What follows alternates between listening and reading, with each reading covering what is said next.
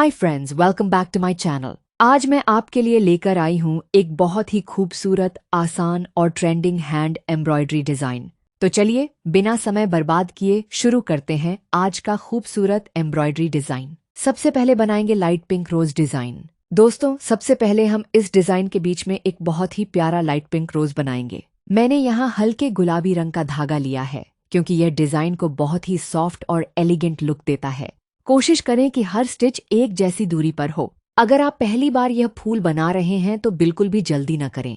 आराम से और धैर्य के साथ स्टिच करें। यकीन मानिए, थोड़ी सी प्रैक्टिस के बाद यह डिजाइन बहुत आसानी से बनने लगेगा। अब बनाएंगे डबल शेड धागे वाला फ्लावर। अब हम अपने फूल को और भी सुंदर बनाने के लिए डबल शेड धागे का इस्तेमाल करेंगे। मैंने यहाँ दो अलग अलग शेड चुने हैं जिससे फूल में गहराई और सुंदरता दोनों दिखाई देती है। जब हम दो रंगों का इस्तेमाल करते हैं तो फ्लावर का लुक काफी रिच और आकर्षक हो जाता है। आप चाहें तो अपनी पसंद के रंग भी चुन सकते हैं, जैसे कि पिंक एंड मरून, रेड और पिंक, पर्पल और लैवेंडर या फिर ऑरेंज और येलो।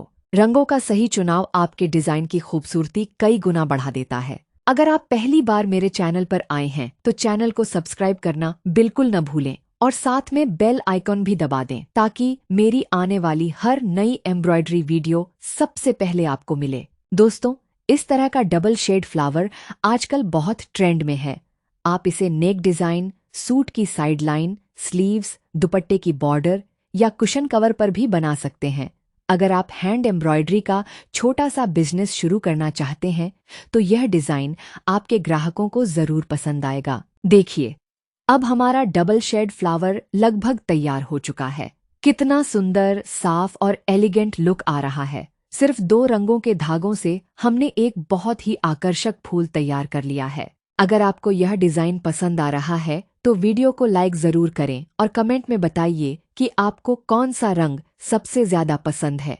अगर आप ऐसी और भी आसान और खूबसूरत हैंड एम्ब्रॉयडरी डिजाइन सीखना चाहते हैं तो मेरे चैनल को सब्सक्राइब करना बिल्कुल न भूलें और बेल आइकन भी दबा दें। अब हम अपने डिजाइन के तीसरे और बहुत ही खास हिस्से की ओर बढ़ रहे हैं।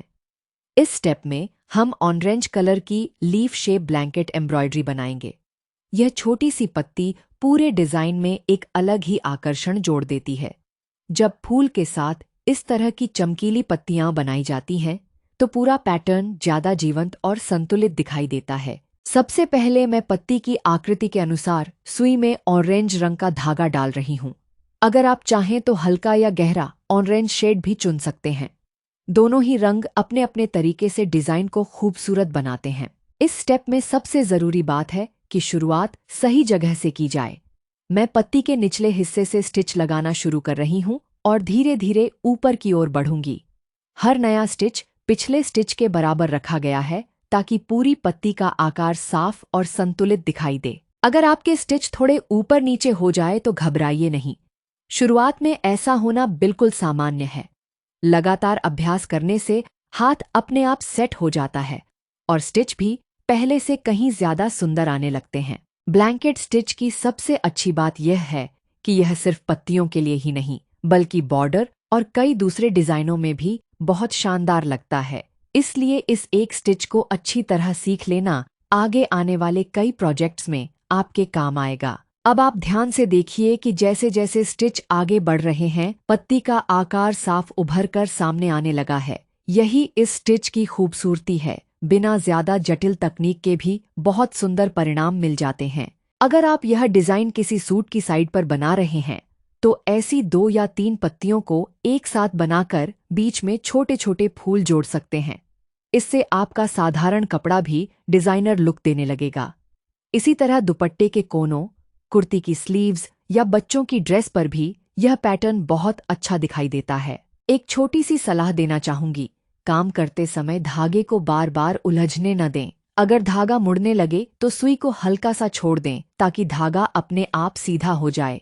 इससे स्टिच साफ बनते हैं और धागे की चमक भी बनी रहती है। अब हमारी ऑरेंज लीफ लगभग पूरी हो चुकी है। आप देख सकते हैं कि इसका आकार कितना सुंदर और आकर्षक लग रहा है। दोस्तों, अब हम अपने पूरे एम्ब्रॉयडरी डिजाइन का आखिरी और सबसे महत्वपूर्ण भाग तैयार करेंगे। इस स्टेप में हम लाइट ग्रीन रंग से डंडी और छोटी छोटी पत्तियों का ऑल ओवर डिजाइन बनाएंगे। यही हिस्सा पूरे पैटर्न को एक दूसरे से जोड़ता है और डिजाइन को कंप्लीट तथा प्रोफेशनल फिनिश देता है। आप देख सकते हैं कि मैं हल्के हरे रंग का धागा इस्तेमाल कर रही हूँ। यह रंग फूलों और पत्तियों के साथ बहुत अच्छी तरह मेल खाता है।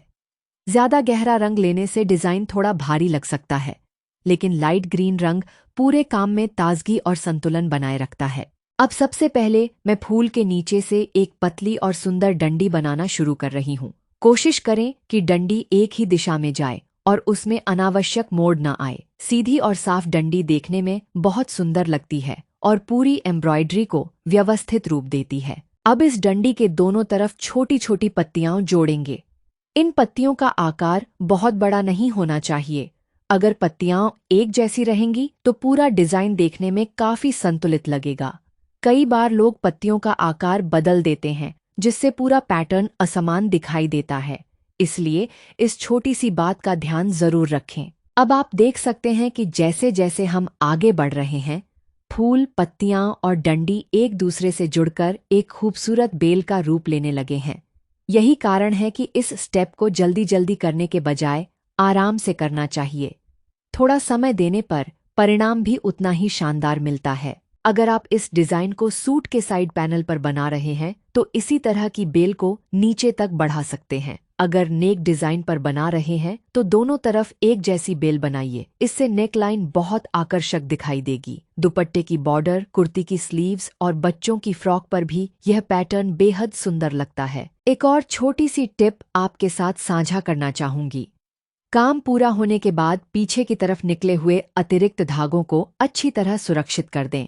इससे एम्ब्रॉयडरी लंबे समय तक मजबूत रहती है और धागे खुलने की संभावना भी कम हो जाती है। अब हमारा पूरा डिजाइन लगभग तैयार है। हल्का गुलाबी गुलाब, डबल शेड फ्लावर, ऑरेंज और ग्रीन लीफ, येलो स्टिच और अब यह लाइट ग्रीन डंडी और पत्तियां, इन सभी का मेल इस डिजाइन को बेहद आकर्षक और एलिगेंट बना रहा है। अगर आप नियमित अभ्यास करेंगे तो ऐसे डिजाइन आसानी से बना पाएंगे। धीरे धीरे आपका हाथ भी साफ होता जाएगा और हर नई एम्ब्रॉयडरी पहले से ज्यादा सुंदर बनती जाएगी। यही लगातार सीखने और अभ्यास करने की सबसे बड़ी खूबी है। अगर आपको आज का यह पूरा डिजाइन पसंद आया हो तो वीडियो को लाइक करना न भूलें। अपने विचार कमेंट में जरूर लिखिए और बताइए कि अगली वीडियो में आप किस तरह की हैंड एम्ब्रॉयडरी सीखना चाहते हैं। आजकल मार्केट में मशीन एम्ब्रॉयडरी बहुत देखने को मिलती है, लेकिन हाथ से की गई कढ़ाई की बात ही अलग होती है। हर स्टिच में मेहनत, समय और प्यार दिखाई देता है। यही वजह है कि हैंड एम्ब्रॉयडरी की कीमत और उसकी पहचान हमेशा बनी रहती है।